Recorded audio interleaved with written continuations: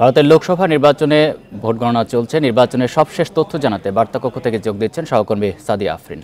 সাদিয়া, কি তথ্য রয়েছে আপনার কাছে জানাবেন?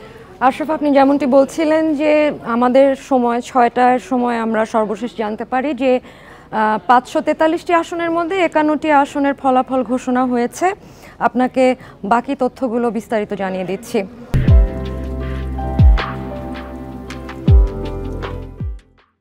এরই মধ্যে ৫৪৩টি যে আসন ভারতের লোকসভা নির্বাচনে যে ভোট হয়েছে তার মধ্যে ৫১টি আসনের ফলাফল ঘোষণা হয়েছে। এবং সবার আগে জানিয়ে রাখি, বারাণসী, যেখানে প্রধানমন্ত্রী নরেন্দ্র মোদী প্রার্থী ছিলেন এবং তার প্রতিদ্বন্দ্বী ছিলেন কংগ্রেসের অজয় রায়, সেখানে ১.৫ লাখ ভোটে মোদী এরই মধ্যে জয় পেয়েছে।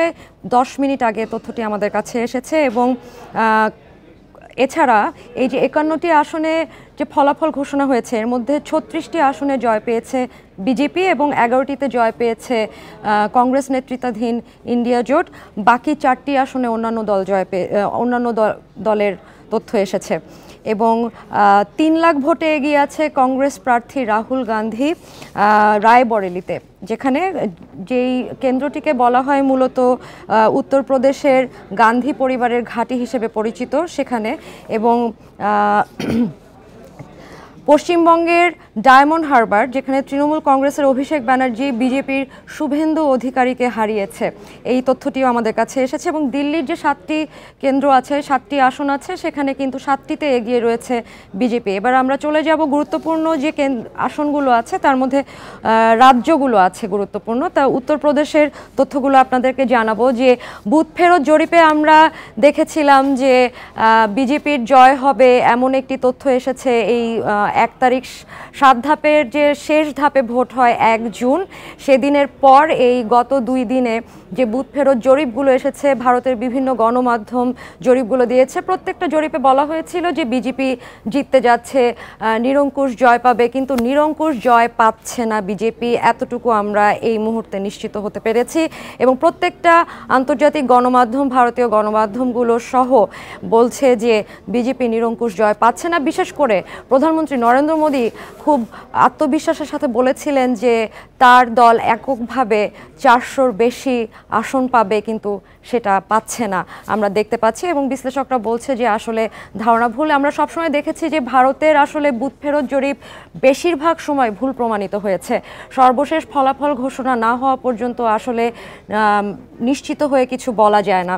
আমরা এবার উত্তরপ্রদেশে আরও একটু জানিয়ে রাখি যে উত্তরপ্রদেশ আমরা সবাই জানি বিজেপির ঘাঁটি হিসেবে পরিচিত, কিন্তু উত্তরপ্রদেশে এবার দেখা যাচ্ছে যে আমেথি আসন যেটা, সেখানেও কিন্তু এবার স্মৃতি ইরানি পিছিয়ে রয়েছে 50,000 ভোটের ব্যবধানে এবং এগিয়ে রয়েছে কংগ্রেস নেতা কিশোরীলাল। এবং প্রিয়াঙ্কা গান্ধী ইতিমধ্যে এক্সে পোস্ট করে তাকে অভিনন্দন জানিয়েছে।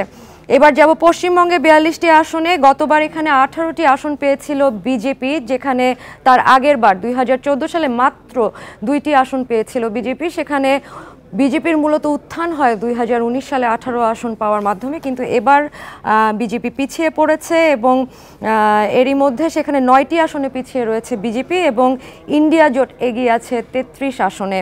এরপর চলে যাচ্ছি কর্ণাটকের 28 আসনের মধ্যে গতবার 25 আসনে জয় পেয়েছিল বিজেপি, এবার সেখান থেকে 7টি আসনে পিছিয়ে আছে বিজেপি নেতৃত্বাধীন এনডিএ জোট। উল্টো দিকে রাজ্যের 28 আসনের মধ্যে 10টিতে এগিয়ে আছে রাহুল গান্ধীর অর্থাৎ কংগ্রেস নেতৃত্বাধীন ইন্ডিয়া জোট। তামিলনাড়ুতে 39 আসনের মধ্যে 37 আসনে এগিয়ে রয়েছে ইন্ডিয়া জোট, অন্যদিকে 1 আসনে এগিয়ে আছে বিজেপি। কেরালার 20 আসনের মধ্যে গতবার কংগ্রেস জিতেছিল 15 আসনে, এবার 17 আসনে এগিয়ে রয়েছে কংগ্রেস নেতৃত্বাধীন ইন্ডিয়া জোট। এখানেও আমরা দেখতে পাচ্ছি ইন্ডিয়া জোটের একটা আধিপত্য বিস্তার করছে এবং কেরালাতেও 2 আসনে এগিয়েছে মাত্র বিজেপি। গুজরাটের কথা যেটা বলেছিলাম যে 2014 এবং 2019 সালের যে লোকসভা নির্বাচন হয়েছে সেখানে কিন্তু প্রতিটি আসনে জয় পেয়েছিল বিজেপি এই 26 আসনের মধ্যে, কিন্তু এবার 2টি তাদের হাতছাড়া হতে চলেছে। আমাদের ভোট গণনা সকাল 8টায় শুরু হয়েছে স্থানীয় সময়, এখন বাজে 6টা, অর্থাৎ 10 ঘন্টার কিছু বেশি সময় পার হয়েছে এবং আমরা এখন পর্যন্ত পুরোপুরি ফলাফল পাইনি। আপনারা দেখতে পাচ্ছেন যে 543 আসনের মধ্যে মাত্র 51টি আসনের ফলাফল আমরা পেয়েছি এবং এই ফলাফলটা কিন্তু কিছুক্ষণ আগেই ঘোষণা হয়েছে, তার মানে কিছুক্ষণের মধ্যে বাকি আসনগুলোর আমরা ফলাফল পেতে পারি। এবং আরেকটি জিনিস জানিয়ে রাখি যে ভোট গণনার যে প্রক্রিয়াটা ভারতের এই নির্বাচনে সকাল 8টায় শুরু হয়েছে। প্রথমে হচ্ছে পোস্টাল ব্যালটের ভোট গণনা হয়, এরপরে হয় ইভিএম এর ভোট গণনা এবং এক্ষেত্রে কঠোর নিরাপত্তা নিয়ে থাকে ভারত, কারণ যেহেতু ভোট গ্রহণের কিছুদিন পরে এই ভোট গণনা চলে, তাই ভোট গণনা কেন্দ্রগুলোর 200 মিটার পর্যন্ত 144 ধারা জারি রাখা হয়।